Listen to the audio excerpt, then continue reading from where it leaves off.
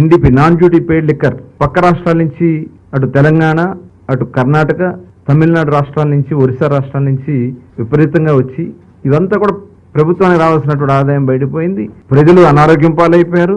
Illicit liquor కూడా విపరీతంగా పెరిగిపోయింది. ఇవన్నీ కూడా పరిశీలించిన తర్వాత గౌరవ ముఖ్యమంత్రి గారు ఒక బెస్ట్ పాలసీ, గతంలో కూడా 94 తర్వాత అప్పుడున్నటువంటి విధానాల్లో మార్పులు చేసి దేశంలోనే ఆదర్శంగా నిలిచింది. ఆ రోజున దేశంలో ఉన్న అన్ని రాష్ట్రాలు వచ్చి ఆంధ్ర రాష్ట్రంలో చూసి ఎలాంటి పాలసీ అమలు జరుగుతుందని ఆ రోజు చూశారు. దాన్ని కూడా దృష్టిలో పెట్టుకుని ఒక బెస్ట్ పాలసీని తయారు చేయడం కోసం మా కమిటీ సభ్యులందరం కూడా డిపార్ట్మెంట్లో కూడా వాళ్ళు కూడా అధ్యయనం చేశారు.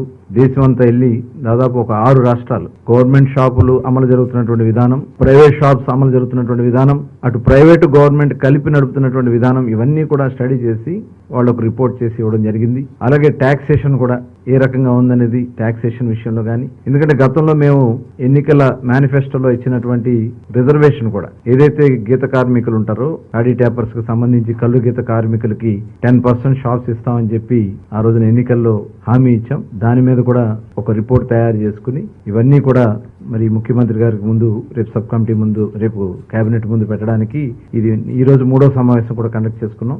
ముఖ్యమంత్రి మొత్తం 4 సమావేశాలు అయినాయి. రేపు కేబినెట్ ముందు మా ప్రపోజల్ దీన్ని మరి పెట్టాలని చెప్పి నిర్ణయించుకున్నాం.